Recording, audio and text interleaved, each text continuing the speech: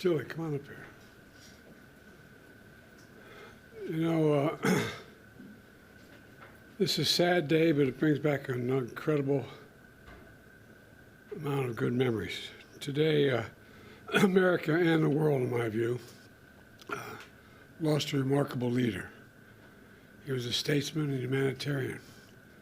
And Jill and I lost a dear friend. I've been hanging out with Jimmy Carter for over 50 years, it dawned on me. And I had countless conversations over those years. I always would be proud to say that he used to kid me about it, that I was the first national figure to endorse him in 1976 when he ran for president. There was an overwhelming reason for it, his character. What I find extraordinary about Jimmy Carter, though, is that millions of people all around the world, all over the world, feel they lost a friend as well, even though they never met him. And that's because Jimmy Carter lived a life measured not by words, but by his deeds. Just look at his life's work. He worked to eradicate disease, not just at home, but around the world.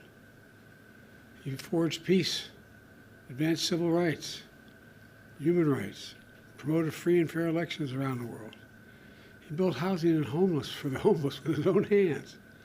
And his compassion and moral clarity lifted people up and changed lives and saved lives all over the globe. Jimmy Carter was just as courageous in his battle against cancer as he was in everything in his life. Cancer was a common bond between our two families, as with many other families. And our son Bo died. When he died, Jimmy and Rosalind were there to help us heal. Jimmy knew the ravage of the disease too well. He lost his father, his brother, his sisters to this terrible disease. So when Jimmy was diagnosed, we did our best to comfort him. We met with him down in Plains, we met with him, and anyway.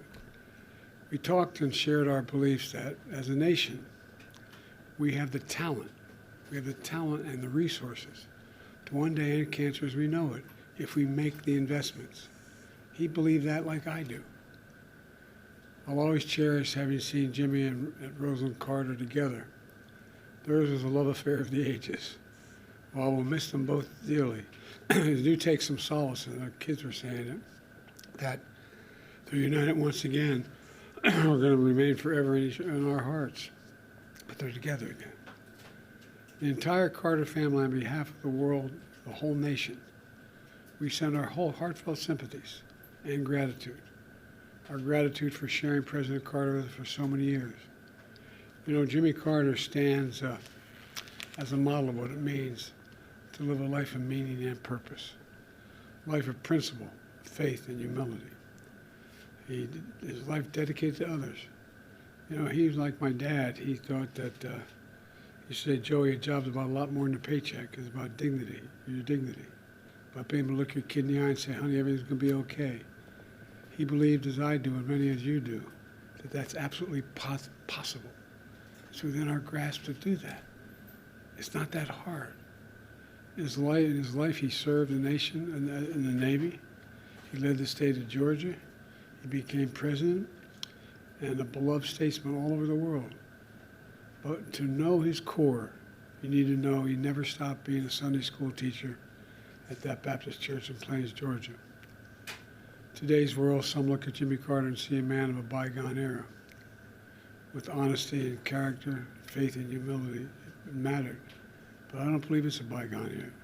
I see a man not only of our times, but for all times. Someone who embodied the most fundamental human values we can never let slip away. Although sometimes it seems like it is. Or we may never see his like again. We'd all do well to try to be a little more like Jimmy Carter. You know, my mom, you've heard me say this before, used to say, bravery lives in every heart, and someday it'll be summoned. Every time it was summoned, he stepped up. Every time, politically, personally, morally. And, you know, everything. The one thing I admired most about him, he thought and believed, and he really did believe this, and I do as well, that everybody deserves an even shot. No guarantees, just a shot. Everybody deserves a shot. And, you know,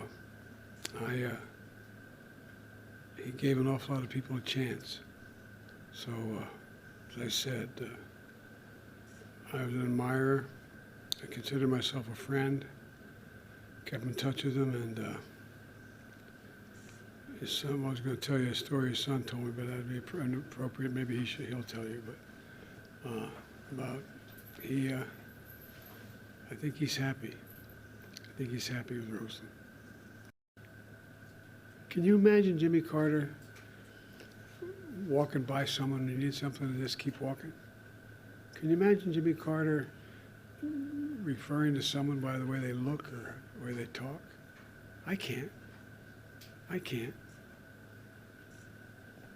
You know, I think the end of the deal here is that one of the reasons why we're looked to by the rest of the world, for the bulk of our nationhood, we've laid out what our values are. We've said what we believe. It's not just in the Declaration, we hold these truths to be self-evident, but there's a feeling. The rest of the world looks to us. And he was worth looking to. So thank you very much. Appreciate it. Thank you. Thank you.